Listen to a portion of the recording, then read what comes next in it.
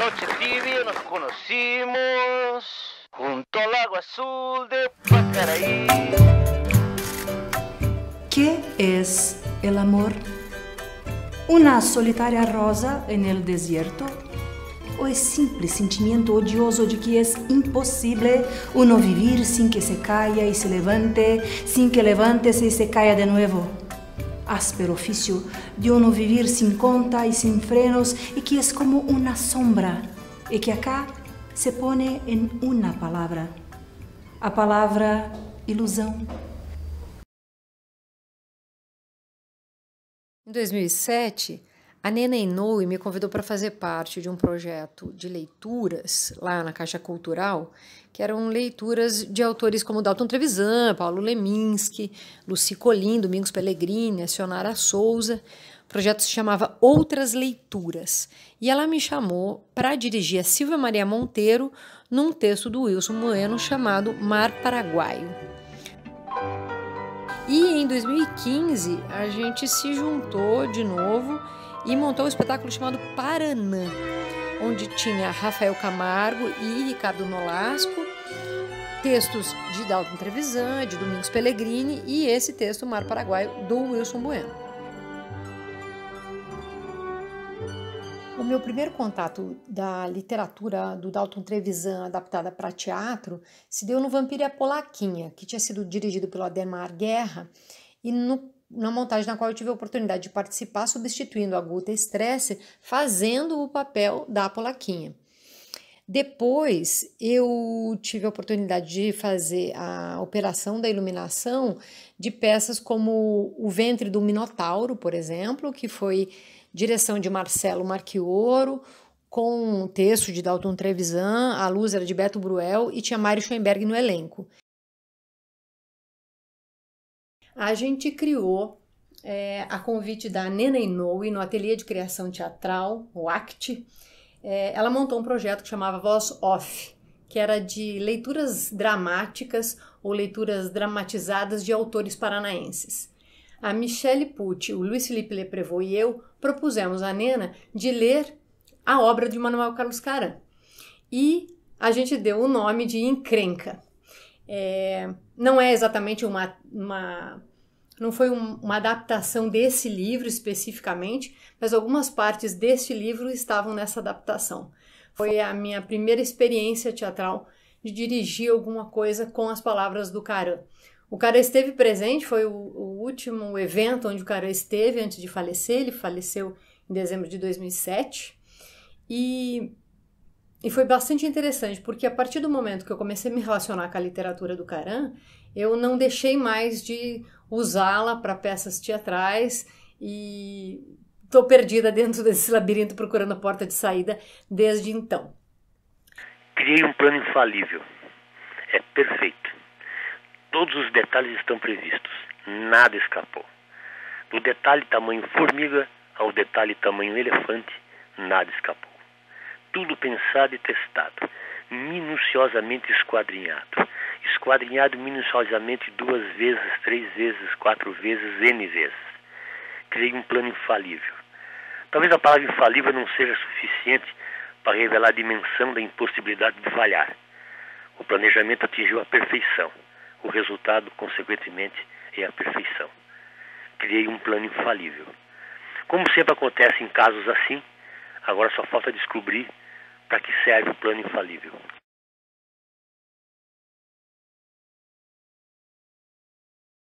Aqui no Encrenca tem um trechinho de uma história que nos inspirou a começar a adaptação de uma peça que se chama Bolacha Maria.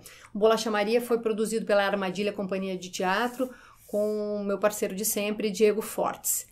E no Bolacha Maria, a gente não tinha margem para o início do espetáculo. Ele começava um pouco borrado, o público chegava, os atores já estavam em cena ou recebendo as pessoas.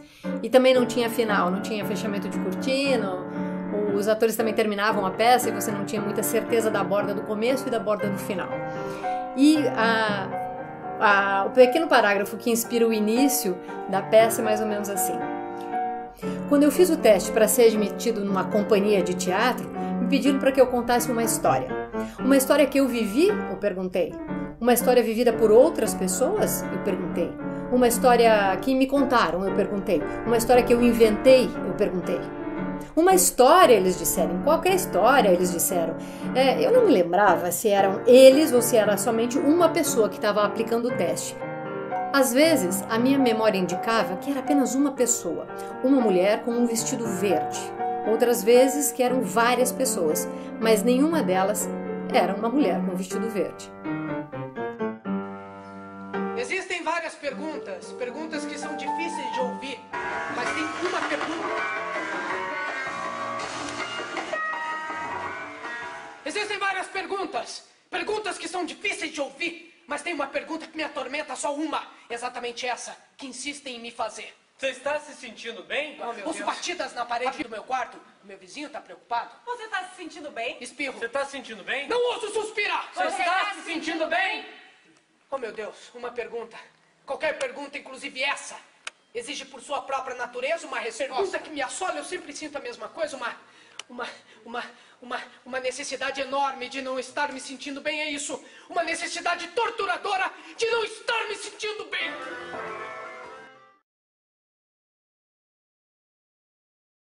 Em 2009, a Companhia Brasileira de Teatro começou a fazer uma pesquisa sobre a obra do Paulo Leminski para a construção de um espetáculo chamado Vida.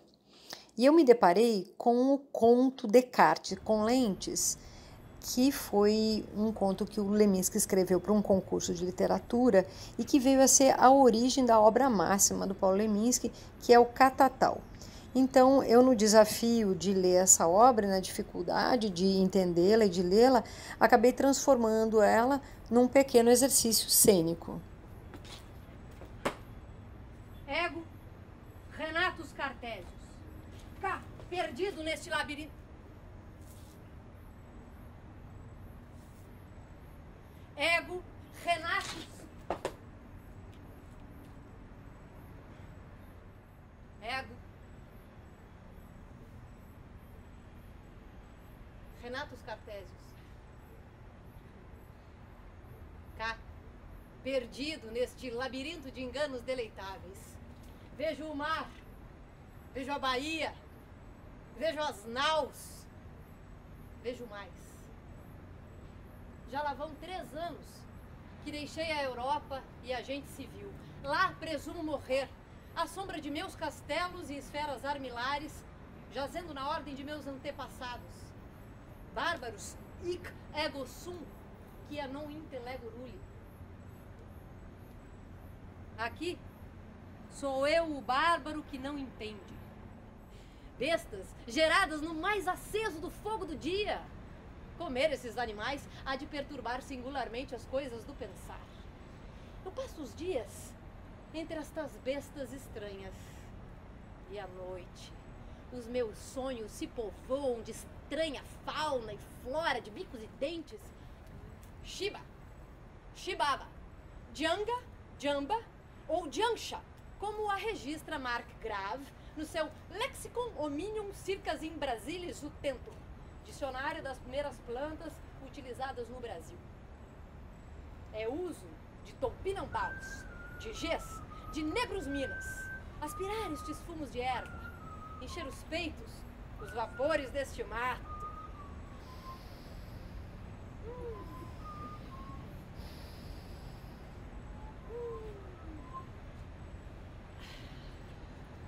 A cabeça, que é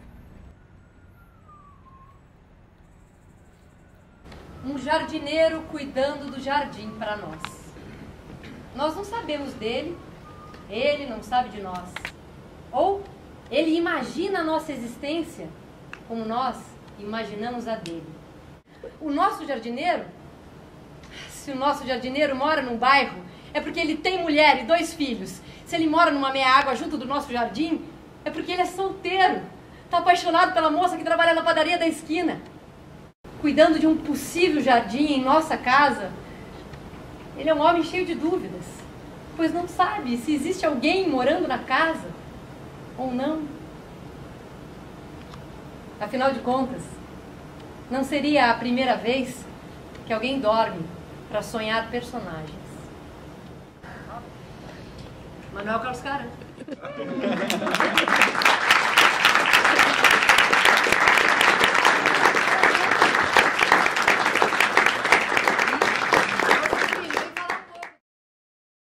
Mesmas coisas. É um grande catatal.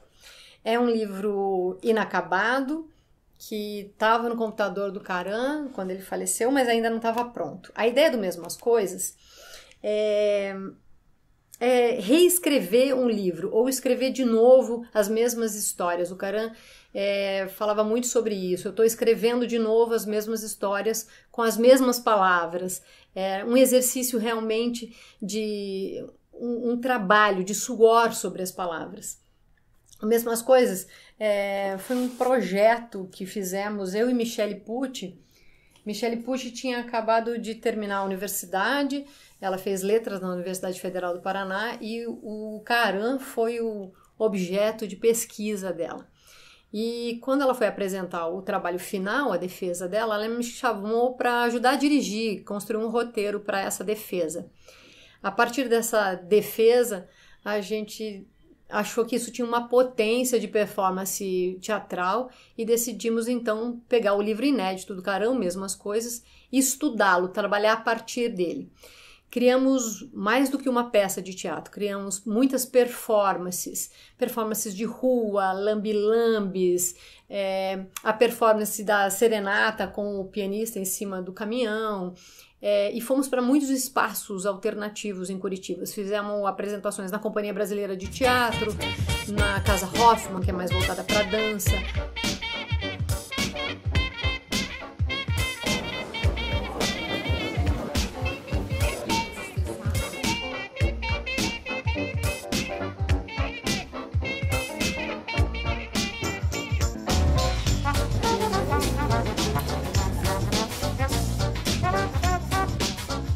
No AP da 13, que é do nosso amigo Eduardo Ramos.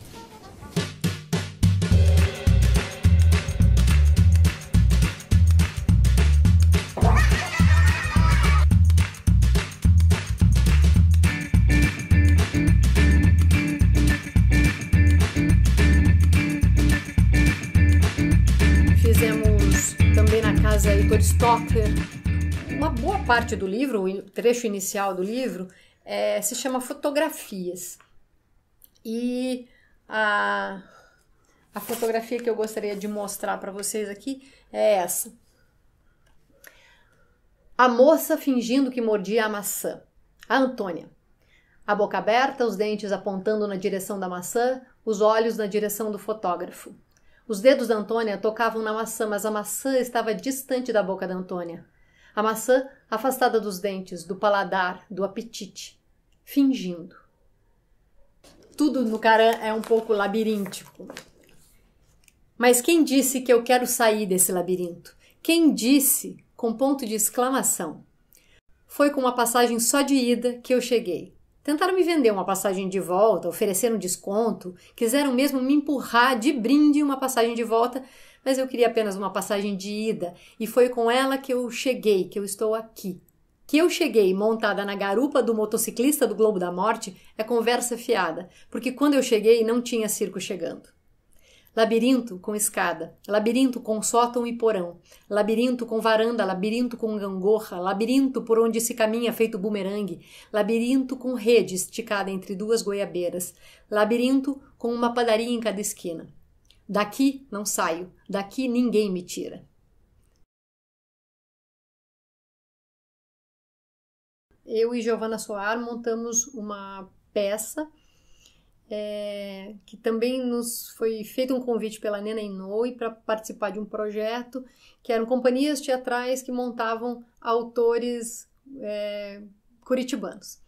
E a gente pegou o Caran e adaptou o Caran, então, para o teatro. Não era exatamente para o teatro, porque era uma peça que acontecia na rua. Ela começava na Rua São Francisco, ali no centro de Curitiba, entrava dentro de um prédio ali histórico da rua e depois saía de novo para a rua. A Cidade Sem Mar, ela é muito bem humorada, muito divertida, e a gente usou essa mistura de de crítica, com autoironia, de rir da gente mesmo e dos nossos hábitos. Ela não foi uma peça que ficou em cartaz muito tempo, a gente só fez 2 apresentações, elas foram praticamente performances.